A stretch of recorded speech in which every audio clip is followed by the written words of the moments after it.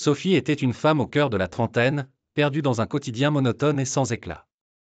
Depuis ses années universitaires, elle repoussait sans cesse ses véritables aspirations, assombrie par la peur de l'échec et le doute.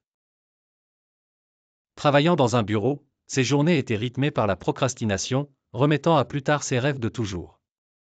Chaque soir, elle rentrait chez elle avec un sentiment d'insatisfaction palpable. Un jour, au détour d'une promenade dans un parc, Sophie tomba sur un atelier de peinture en plein air. Fascinée, elle s'approcha et observa des amateurs et des professionnels esquisser avec passion des paysages, des visages et des émotions sur leurs toiles.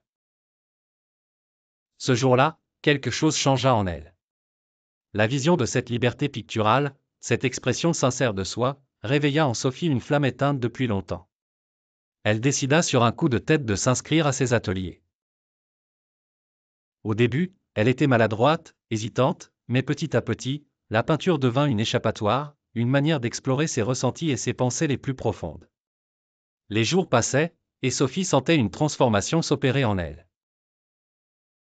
La procrastination qui la rongeait disparaissait, remplacée par un désir ardent de créer, de découvrir et de se redécouvrir. Étonnamment, cette passion naissante se répercuta sur son travail. Elle se sentait plus concentrée, plus motivée et surtout, plus épanouie. Ses collègues remarquèrent son changement d'attitude, sa nouvelle aura de confiance et de bien-être. En moins de 6 mois, Sophie était devenue un exemple de détermination et de renaissance. Elle commença à exposer ses œuvres dans de petites galeries locales et à partager son parcours avec d'autres personnes en quête de sens. Son message était clair, peu importe combien de temps vous avez procrastiné, il n'est jamais trop tard pour trouver votre passion et transformer votre vie.